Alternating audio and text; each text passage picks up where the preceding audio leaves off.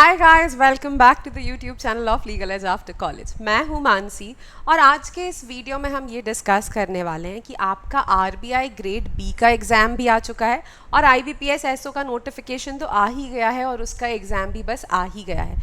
अब इस टाइम पर वो लोग जो दोनों ही एग्ज़ाम्स की प्रेपरेशन कर रहे हैं उनको क्या करना चाहिए और कैसे दोनों एग्ज़ाम्स को साथ में मैनेज करना चाहिए, बस उसी के बारे में इस वीडियो में डिस्कस करेंगे। तो शुरू करने से पहले जल्दी जाके अपने सारे फ्रेंड्स के साथ जो भी आरबीआई और आईबीपीएस के एग्ज़ाम की तैयारी कर रहे हैं उन सब के साथ जाके इस वीडियो को शेयर करो, लाइक करो और अभी के अभी यूट्यूब चैनल को सब्सक्राइब करो। और शुरू करने से पहले एक और छोटी सी चीज़, तो for those of you who are interested in any of our courses, LEACYT एक कूपन कोड है specially for our YT audience. इस कोड को यूज़ करके आप 10% डिस्काउंट अवेल कर सकते हैं हमारे सारे कोर्सेज पे। 6363286363 this is the calling number, यहाँ पे कॉल करके भी कंसल्ट कर सकते हैं if you are interested, and this is the website. ठीक, सबसे पहले ये समझते हैं कि आईबीपीएस में और आरबीआई ग्रेड बी में क्या डिफरेंस है, कौन एलिजिबल है कौन एलिजिबल नहीं है, किसको सोचना चाहिए दोनों एग्जाम्स देने के बारे में, और कितना ओवरलैपिंग सिलेबस है। उसके हिसाब से will be able to figure out कि कैसे दोनों चीज़ों की प्रेपरेशन साथ में की जा सकती है। तो अगर आईबीपीएस एसओ लॉ ऑफिसर की मैं बात करूँ तो आपका जो एग्ज़ाम है प्रीलिम्स 30 अगस्त को है और मेंस 9 नवंबर को है।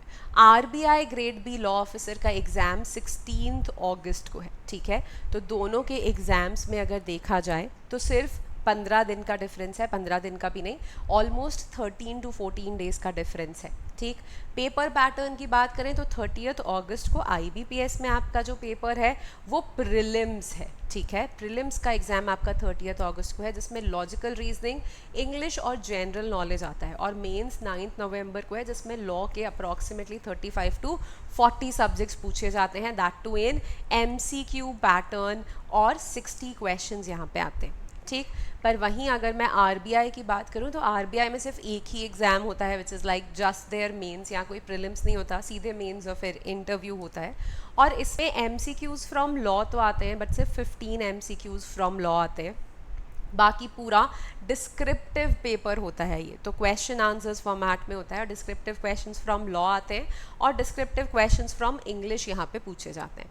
अब अगर हम देखें तो एक चीज़ में बहुत बड़ा डिफरेंस है कि जो आईबीपीएस का पेपर आपका 30 अगस्त को है उसमें आपको लॉ बिल्कुल भी नहीं पढ़ना है, क्योंकि लॉ उसमें आता ही नहीं है। वहाँ आपको पूरा लॉजिकल रीजनिंग, इंग्लिश और जीके पढ़ना है। जबकि आरबीआई की अगर हम बात करें तो यहाँ पे पूरा लॉ पढ़ना है, सिर्फ लॉ ही पढ़ना है, और इंग्लिश भी जो पढ़ना है, इंग्लिश की अप्रोच भी आईबीपीएस के लिए और आरबीआई के लिए बहुत डिफरेंट है, क्योंकि आरबीआई में इंग्लिश डिस्क्रिप्टिव आता है, वहीं आईबीपीएस में इंग्लिश MCQ बेस्ड आता है, राइट।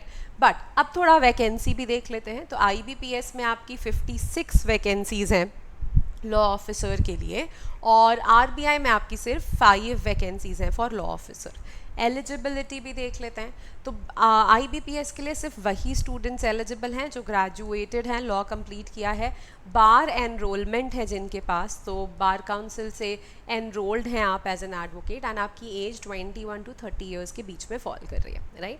ये सारी चीज़ें, एलिजिबिलिटी, ये सारी की सारी आपको आरबीआई के लिए भी चाहिए। तो ग्रेजुएशन चाहिए plus 2 years of minimum experience चाहिए आफ्टर एनरोलमेंट। तो यहाँ पर ग्रेजुएशन के बाद एनरोलमेंट चाहिए विद बार काउंसिल, राइट, और बार काउंसिल एनरोलमेंट के बाद मिनिमम 2 years ऑफ एक्सपीरियंस चाहिए, फिर आपकी एज होनी चाहिए 21 to 32 ईयर्स। और मिनिमम एक्सपीरियंस जो है ये एक रेलेवेंट एक्सपीरियंस होना चाहिए जो आपके नोटिफिकेशन में प्रोवाइडेड है। ऑलरेडी एक वीडियो ले चुके हैं हम जिसमें हमने एलिजिबिलिटी एक्सप्लेन किया है, तो वो वाला आप देख सकते हैं टू अंडरस्टैंड कि कौन एलिजिबल होगा आरबीआई के लिए, राइट।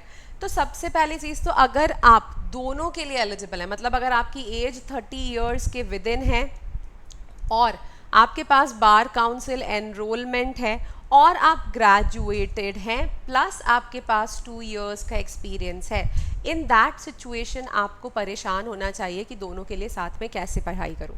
पर अगर आपके पास इनमें से सिर्फ और सिर्फ किसी एक की ही एलिजिबिलिटी है तो फिर आपको कंप्लीट फोकस उस एक एग्ज़ाम पे ही रखना चाहिए, ठीक।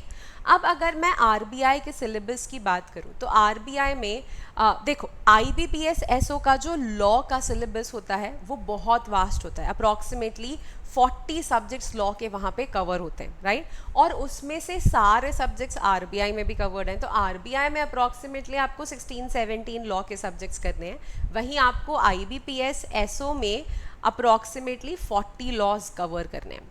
तो आप इस तरीके से इसको प्लान कर सकते हैं कि ये जो 17 लॉज आरबीआई में इन्वॉल्व्ड हैं, इन लॉज को आप पहले पढ़ लीजिए till 16th of August, 15th of August. 15th अगस्त तक आपका पूरा टारगेट आरबीआई के ऊपर होना चाहिए, आरबीआई की प्रेपरेशन पे होना चाहिए, ठीक। तो ये जो 17 लॉ के सब्जेक्ट्स हैं which is constitution of India, administrative law, reserve bank of India act, banking regulation act, companies act, SEBI act, FEMA act, CPC, BNSS, iOS, interpretation of statutes, legal drafting, BSA, Registration Act, Negotiable Instruments Act, Transfer of Property Act, Indian Contract Act and SURFACI Act, ये सारे के सारे law के subjects आपके IBPS के mains में reflect होंगे, ठीक है। तो आप इन लॉ के सब्जेक्ट्स को अभी इतने अच्छे से पढ़ लीजिए कि बाद में जब मेंस का टाइम आएगा, क्योंकि IBPS के मेंस में भी आपको बहुत टाइम नहीं मिलता है, 2 महीने का टाइम मिलेगा, नवंबर में ही आपके मेंस का एग्ज़ाम आ जाएगा, तो ये सब्जेक्ट्स आपके मेंस के लिए साइड बाय साइड तैयार हो जाएंगे, ठीक।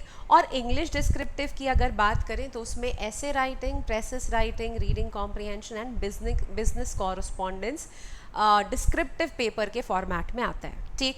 अब क्या करना है, तो जब तक आपके आरबीआई का एग्ज़ाम नहीं हो जाता, which means till 15th of अगस्त, आपको 6 to 7 आवर्स अपनी आरबीआई की प्रेपरेशन को देना है, ठीक है। ये 6 to 7 आवर्स जो आप अपनी आरबीआई की प्रेपरेशन में देंगे, इसमें मिनिमम 6.5 आवर्स लॉ की प्रेपरेशन को और 30 मिनट्स का टाइम आप अपने इंग्लिश डिस्क्रिप्टिव की प्रेपरेशन को दे सकते हैं। इंग्लिश डिस्क्रिप्टिव डायरेक्टली सिर्फ प्रैक्टिस करके क्वेश्चंस को आप कर सकते हैं, ठीक। 2 घंटे IBPS प्रीलिम्स की प्रेपरेशन को अभी भी देने हैं, तो ये नहीं सोचना है कि बस 6 to 7 आवर्स आरबीआई की प्रेपरेशन कर लिया और काम हो गया, नहीं, 2 घंटे IBPS प्रीलिम्स की प्रेपरेशन को भी देना है, क्योंकि देखो IBPS में वैकेंसीज 56 हैं, वहीं आरबीआई में सिर्फ 5 वैकेंसीज हैं, ठीक है। अगर ऑप्शंस वे करोगे तो IBPS की प्रोबेबिलिटी ज़्यादा है, चांसेस ज़्यादा हैं, तो उस एग्ज़ाम को रिस्क में डाल के हम आरबीआई की प्रेपरेशन नहीं कर सकते, ठीक। तो हमें IBPS प्रीलिम्स को भी सेफ रखना है, इस एग्ज़ाम को सेफ रखना भी बहुत ज़्यादा ज़रूरी है। तो 2 घंटे हम रोज़ यहाँ पर अपनी लॉजिकल रीजनिंग की प्रैक्टिस ज़रूर करते रहेंगे, ठीक है। तो ये 2 घंटों को आपको कैसे डिवाइड करना है, these 2 hours needs to be divided, तो यहाँ पर 1 घंटा आपकी लॉजिकल रीजनिंग की प्रैक्टिस होगी, 30 मिनट्स आपको रोज़ जीके रीड करना है, करंट अफेयर्स जीके करना है, और 30 मिनट्स आपको यहाँ इंग्लिश को देना है, ठीक। तो इंग्लिश को अगर आप क्यूमुलेटिवली देखेंगे तो इंग्लिश डिस्क्रिप्टिव को और ये वाली इंग्लिश को मिला के आपको 1 आवर का टाइम देना है, ठीक। इस अगर आप 1 घंटा रोज़ इंग्लिश को देंगे तो आपका जो आरबीआई का इंग्लिश है वो भी प्रिपेयर हो जाएगा और साइमल्टेनियसली आपका IBPS के लिए भी इंग्लिश की प्रेपरेशन हो जाएगी। इतना आपको मिनिमम करना है, ठीक। आरबीआई की कोशिश करो कि मिनिमम 10 मॉक्स दे के देखो, क्योंकि डिस्क्रिप्टिव पेपर है, आंसर राइटिंग की प्रैक्टिस बहुत ज़्यादा ज़रूरी है, ठीक है। तो अगर ये 10 मॉक्स आरबीआई के देने हैं और तुम्हें समझ नहीं आ रहा कि कहाँ मिलेंगे, कैसे मिलेंगे, क्या किया जाए, toprankers.com पे जाओ, टेस्ट सीरीज़ पे जाओ, यहाँ हमारी आरबीआई की टेस्ट सीरीज़ है, आरबीआई लॉ की, इस पर क्लिक करो और एक्सप्लोर कर लो। यहाँ पे 10 मॉक्स आपको आरबीआई के प्रोवाइडेड है, ठीक है। IBPS की भी टेस्ट सीरीज़ है, तो IBPS एसओ लॉ ऑफिसर पे जाओ तो यहाँ भी आपको प्रीलिम्स की टेस्ट सीरीज़ मिल जाएगी। दोनों ही टेस्ट सीरीज़ आपके लिए बहुत ज़्यादा इंपॉर्टेंस रखती हैं, क्योंकि IBPS के एग्ज़ाम की भी जब आप जैसे ही आरबीआई आपका ख़त्म होता है और फिर आपका पूरा टारगेट जो लास्ट के 10-12 डेज़ में IBPS पे जाएगा, उसमें बहुत ज़रूरी है कि आप IBPS के प्रीलिम्स के मॉक्स बहुत अच्छे से सॉल्व कर लें, क्योंकि वो मॉक्स से कॉन्फिडेंस आएगा और उन्हीं मॉक्स से आपका स्पीड भी बिल्टअप होगा, ठीक है। तो 16th अगस्त को आपका एग्ज़ाम हो गया। इसके बाद अब जो आपके पास 13 डेज़ बचेंगे, तो एक्सक्लूडिंग 16th को मैं काउंट नहीं कर रही, 30th को मैं काउंट नहीं कर रही, अब जो यहाँ पे आपके पास 12-13 डेज़ बचे हैं, इसमें complete focus IBPS SO prelims पे देना है। रोज़ 5 आवर्स क्वांट की लॉजिकल रीजनिंग की प्रैक्टिस करिए, माय बैड, 5 आवर्स आप अपने लॉजिकल रीजनिंग की प्रैक्टिस करिए। रोज़ इंग्लिश को आप 1-1.5 आवर्स दीजिए, 1-1.5 आवर्स इंग्लिश की प्रैक्टिस करिए, और कम से कम 1 घंटा आप अपने जीके और करंट अफेयर्स का रिविजन या जो भी आपको जीके और करंट अफेयर्स में कवर करना है उन सब चीज़ों को कवर करिए। ठीक, IBPS के मिनिमम 10 to 15 मॉक्स आपको देने हैं, तो ये जो भी 10-12 दिन बचे हैं, give at least 1 mock every single day. Every day 1 mock आपको यहाँ पर देना ही देना है। ठीक, इस तरीके से अगर आप अपनी प्रेपरेशन को टारगेट करेंगे तो आपके IBPS के मेंस के लिए भी काफ़ी सारे लॉ के सब्जेक्ट्स कवर हो जाएंगे, RBI भी टारगेट हो जाएगा, और बाद में जब आप अपनी पूरी प्रेपरेशन को प्रीलिम्स की तरफ फोकस करेंगे तो आपका IBPS का प्रीलिम्स भी हो जाएगा। ठीक है, अगर दोनों एग्ज़ाम्स के लिए एलिजिबल हो और अगर दोनों एग्ज़ाम्स के फॉर्म भर रहे हो तो पूरी कोशिश करो कि इस तरीके से पढ़ाई करो। ठीक है, और अगर सिर्फ किसी एक ही एग्ज़ाम के लिए एलिजिबल हो तो अपना पूरा का पूरा फोकस सिर्फ उस एक एग्ज़ाम पर दो। ठीक, आई होप इस वीडियो से थोड़ा समझ में आया होगा कि किस तरीके से अपनी प्रेपरेशन कर सकते हो। अगर टेस्ट सीरीज़ लेनी है, और जो कि ले ही लेनी चाहिए, और बहुत एक्सपेंसिव नहीं होगी ये टेस्ट सीरीज़, कोई बहुत ज़्यादा एक्सपेंसिव नहीं है, बहुत रीजनेबल सी टेस्ट सीरीज़ है। पर टेस्ट सीरीज़ लेना मतलब एटलीस्ट RBI के लिए और IBPS के लिए टेस्ट सीरीज़ इसलिए ज़रूरी है क्योंकि RBI में डिस्क्रिप्टिव आंसर राइटिंग आती है, और अगर आपने प्रैक्टिस नहीं करी है तो वहाँ एग्ज़ाम में लिखना बहुत डिफ़िकल्ट हो जाता है। ठीक है, और IBPS की अगर मैं बात करूँ तो speed is the key to crack IBPS prelims, और उस स्पीड के लिए बहुत प्रैक्टिस करना ज़रूरी है। ठीक, आई होप इस वीडियो से थोड़ी हेल्प मिली होगी। अगर अच्छा लगा तो प्लीज़ लाइक करो, शेयर करो, सब्सक्राइब करो। ये हमारे दूसरे सोशल मीडिया हैंडल्स हैं। In case you are interested for any kind of updates तो टेलीग्राम, इंस्टाग्राम फॉलो कर सकते हो, यूट्यूब तो कर ही लो, तो सारी अपडेट्स मिलती रहेंगी। ये वेबसाइट है, ये ईमेल एड्रेस है, 6363286363, ये कॉलिंग नंबर है। All right guys, please take care of yourselves and all the best for whatever exam you are preparing. Take care.